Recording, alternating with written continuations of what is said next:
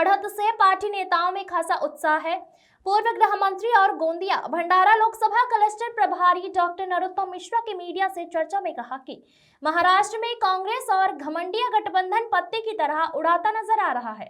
नरोत्तम मिश्रा का कहना है कि बाबा साहेब अंबेडकर की कर्मभूमि पर जनता ने कांग्रेस और उनके झूठ को आईना दिखा दिया है। डॉक्टर नरोत्तम मिश्रा ने कहा कि महाराष्ट्र में एक बार फिर मोदी मैजिक चल रहा है।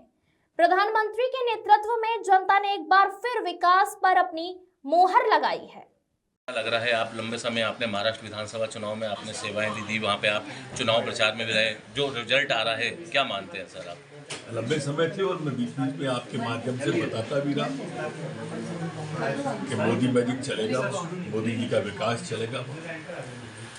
मोदी जी का जो नारा है एक रहोगे सेफ रहोगे, अपना सेफ ले लिया था और जनता को विश्वास था कि ये जो बांटने वाले हैं, कभी जातिगत जनगणना के नाम पर, कभी हिंदू और हिंदुत्व के नाम पर, इसको जनता समझ गई। वो संविधान की किताब दिखा दिखा के लोकसभा में जो एक बार भ्रम में जनता को ले आए, ये बाबा साहब की कर्म भूमि है, विदर्भ का इलाका और महाराष्ट्र का इलाका।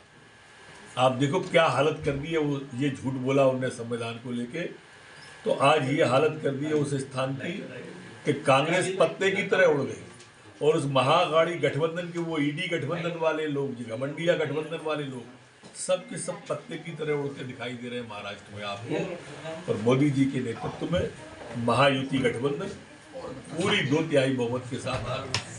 संजय राउत कह रहे हैं कि गड़बड़ हुई है, ये अब यही कहते मिलेंगे। और पिछले इतिहास चुनावों का देखो, जैसे हरियाणा में जब हारे तो गड़बड़ हुई है, चुनाव आयोग पहुंच गए। जहां हारते हैं, कश्मीर में नहीं कहा गड़बड़ हुई है, लोकसभा में नहीं कहा गड़बड़ हुई है, जहां हारते हैं वहां गड़बड़ हुई है। ये इनका एक रटा रटाया है और हर चुनाव में हारते ही ये बात कहने लगते हैं। ये चलने वाला है अब 3 दिन तक, ये सब जगह हार रहे हैं। लोकसभा में जहाँ धोखा दे दिया था, यूपी के उपचुनाव देखिए आप, यूपी में बुरी तरह हार रही है, बड़ा मूंछों पे ताव दे रहे थे लोकसभा में। अब देखो 9 सीटों में चुनाव हो रहे हैं, क्या स्थिति है। आप देखिए मध्य प्रदेश का, आप देखिए बिहार का, आप देखिए महाराष्ट्र का, सफाया हो रहा है सबका। सर एक रहोगे सेफ रहोगे और कटोगे तो बटोगे वाला जो नारा रहा था, वो क्या इस चुनाव में क्या एक गेम साबित हुआ है सर? क्या गेम चेंजर साबित हुआ सर? क्या मानते हैं आप? भाई देखो, बांटने वाले जो नारे लगाए लोगों ने जाति जनगणना के नाम पे, हिंदुत्व के नाम पे, वो जनता समझ गई।